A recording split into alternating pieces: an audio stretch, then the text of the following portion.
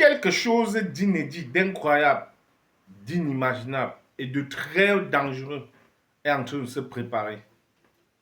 La guerre israélo-américano-iranienne nous prépare des surprises.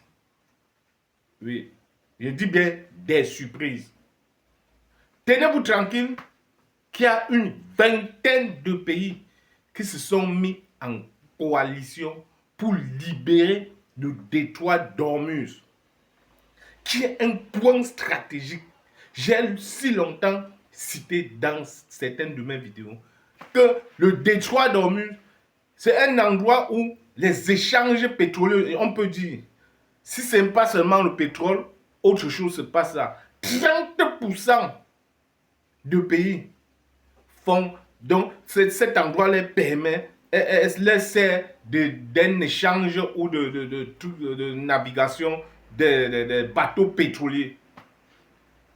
Et depuis la guerre américano-israélienne contre l'Iran, le détroit d'Ormuz est formellement, strictement interdit à certains pays. L'Iran détient la clé, est comme celui qui le détenteur de la clé du détroit d'Ormuz. Alors, avant d'entrer dans le vif du sujet, ceux qui me regardent aujourd'hui, donnez vos avis en commentaire. Si vous êtes nouveau ou nouvelle, abonnez-vous, pompez-moi des cœurs, encouragez-moi. Protégez mes vidéos, partagez-les dans tous les sites, les groupes possibles. Alors, voilà. Une coalition d'une vingtaine de pays, incluant la France, le Royaume-Uni, le Japon et plusieurs États européens, s'est déclaré prêt à sécuriser le détroit d'Ormuz, selon les sources, face au blocage de facto par l'Iran.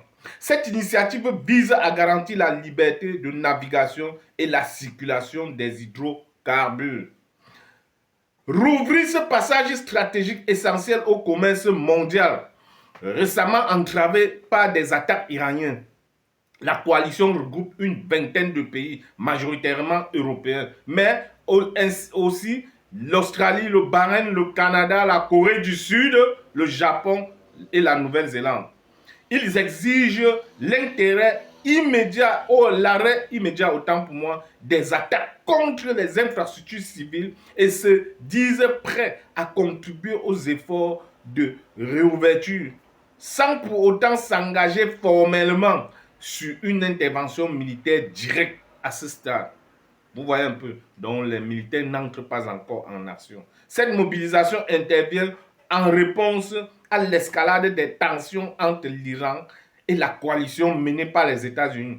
Ces derniers ayant récemment ciblé les installations iraniennes pour réduire la menace sur le détroit. La déclaration insiste sur la liberté des navigations comme un principe fondamental du droit international. Alors, donc, voilà ce qui doit se passer au détroit d'Ormuz. Le détroit d'Ormuz étant menacé et bloquant, faisant, je peux dire, chuter l'économie mondiale. Parce qu'il faut voir, aller dans les pays, partout où nous sommes, vous allez constater que même le prix du carburant est en train de s'augmenter. La denrée alimentaire, même chose. C'est à cause de cette guerre. Parce que la guerre russo-ukrainienne, on ressent, mais pas légèrement. Vous comprenez un peu? La guerre israélo-américaine et iranienne, c'est une guerre, je peux dire quoi? Énergétique. C'est un combat énergétique. C'est un combat qui amène des pays à voir la chute je peux dire, du carburant, la chute de la montée, la flambée du prix du carburant, un peu de partout dans le monde. Donc, vivement que cette guerre s'arrête. Parce que là où la tournure dont c'est en train de prendre, si ces 20 pays se mettent déjà en coalition, pourquoi c'est aujourd'hui? Parce que Trump a plusieurs fois appelé les pays de l'OTAN à l'aide, au soutien. Ils ont toujours dit non. Mais curieusement, La France déclare, les pays, l'Allemagne déclare apporter son soutien pour la libération. L'Australie, bon, l'Australie a parlé depuis.